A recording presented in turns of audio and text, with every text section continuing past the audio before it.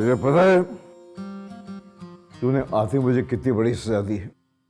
वो सब्जी जो मुझे खाने में जहर लगती है वही कटवा ली तू मुझसे। चले, बहुत जल्द आपकी सारी सजाएं खत्म हो जाएंगी। ना तो आपको सब्जी काटनी पड़ेगी, ना अंडा फेंटना पड़ेगा, ना ही बर्तन धोने पड़ेंगे। अच्छा, क्यों? क्योंकि मैं ये घर छोड़ के जा रही हूँ। क्या कहा तूने? ये क्या किया आपने? कट लगा लिया।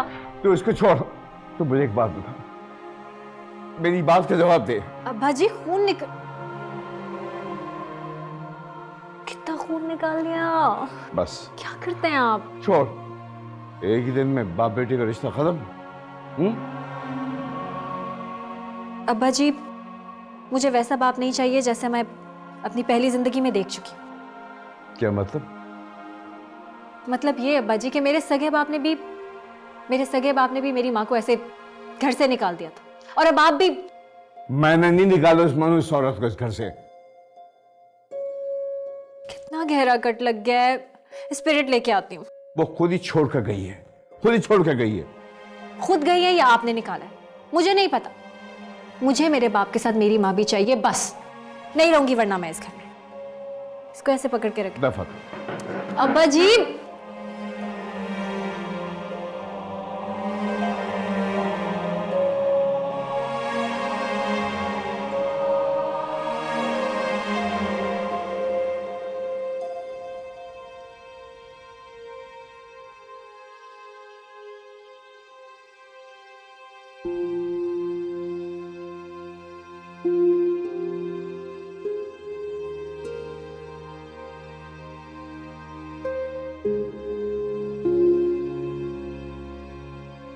ये सब लोग कहाँ हैं? अरे मैं तुमसे पूछ रहा हूँ। नफीसा बच्चियों को लेकर पड़ोस में गई हुई है। तो खबीज इकबाल, वो कहाँ है मनूस? उसके आने जाने का मुझे कुछ पता नहीं। अच्छा, तो तुम यहाँ इस घर की चौकीदारी करने के लिए आई हो? जिन औरतों को अपने घरों से निकाल दिया जाता है, उनकी और क्या हैसियत होगी? उसका मतलब यह है कि तुमने यहाँ ये बात मशहूर कर रखी है कि तुमको घर से निकाल दिया गया है।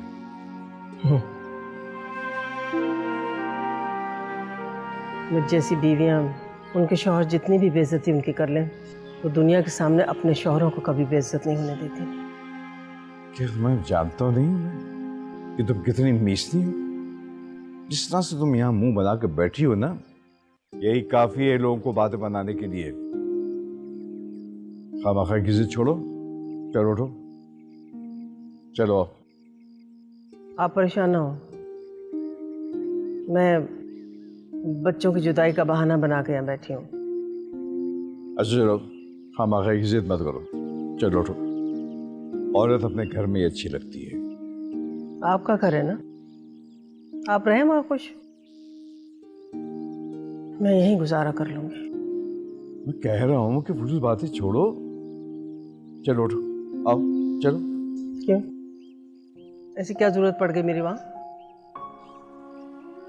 मेरी जगह तो किसी और ने ले ली है। क्या क्या मतलब? मतलब ये कि मुझे सब पता चल गया है, वहाँ आपकी खिदमत करने के लिए कोई और आ गई है।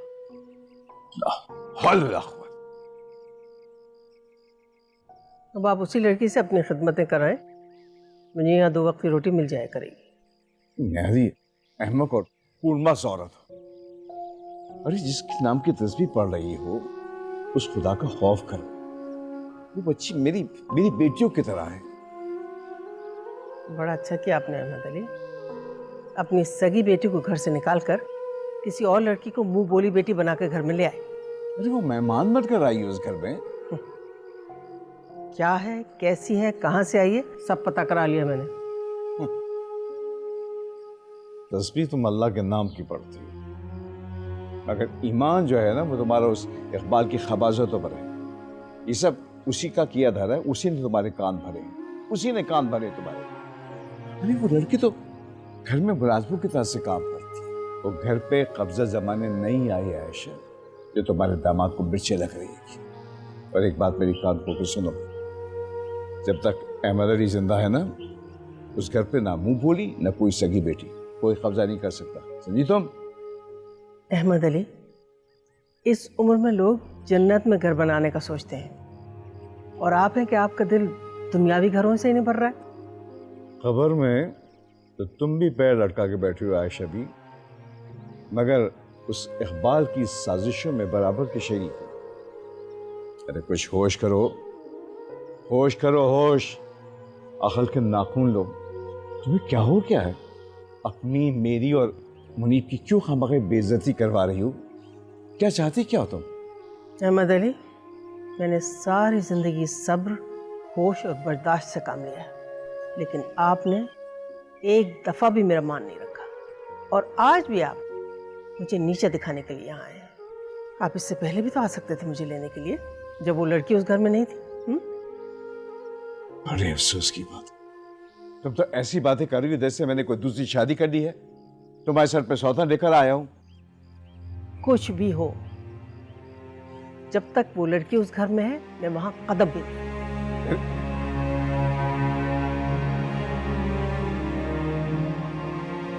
उनकी जगह कोई और भी होता ना तो ऐसे ही बात करता आपसे। जब वो मुझे जानती ही नहीं तो वो क्यों आएंगे इस घर में? नहीं आती तो ना आए, मेरी जूती से, मुझे भी कोई परवाह नहीं है। और तुम भी सुन लो, मैं सिर्फ तुम्हारे कहने पर गया था उसके पास, वरना मर के भी नहीं जाता मैं। लेकिन मैंने आपको वहां उन्हें मना के लाने के लिए भेजा था अब्बा जी, आप तो उल्टा उन्हें और नाराज करके आ गए। अच्छा, मैं क्या बात करता उससे?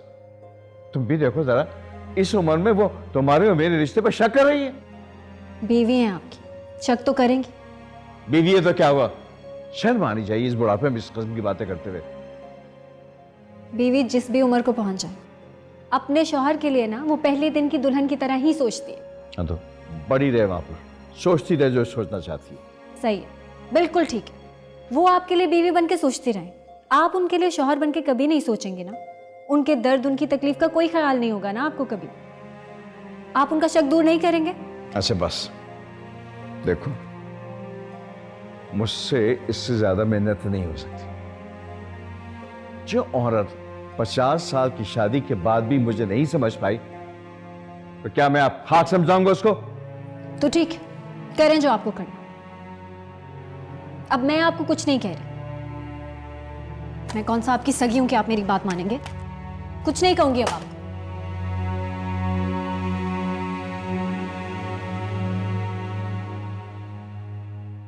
पता नहीं मुनीब, मुझे तो बहुत घबराहट हो रही है। तुम कुछ पता तो करो इधर उधर से। अब अब्बा जी का क्या है, खामखा किसी को सर पे चढ़ा लेते हैं या फिर धुतकार देते हैं। पता करवा लिया यार, मैंने सारा पता करवा लिया है। She is quite reliable. पता नहीं मुल्क के जो हालात चल रहे हैं, मुझे तो अब अपनों पे भी भरोसा नहीं रहा। हाँ ये बात तो ठीक है, हालात तो मुल्क के वाकई बहुत खराब है, लेकिन किसी न किसी पे एतबार तो करना है ना भाई। अच्छा एनीवे, आने से पहले अच्छी तरह पता करके आना, ये ना पीछे से कोई बुरी खबर आ जाए। हाँ। यार मुनीब देख, ये लड़की अभी तक नहीं आई, कहाँ रह गई है? देख लोग, कितनी रात हो गई, मुझे फिक्र हो रही है। कोई काम कर क्या होगा अब्बा जी? यार तू एक काम कर, फोन करके पूछ। नंबर है आपके पास अब्बा जी? मेरे पास? दिमाग सही तेरा? जिंदगी में आज तक मैंने किसी का नंबर रखा अपने पास? मेरे नंबर तो तेरे पास होना चाहिए भाई। लो, तो फिर ये पता करवाया तुमने उसके बारे में कि तुम्हारे पास उसका फोन नंबर तक तो है नहीं।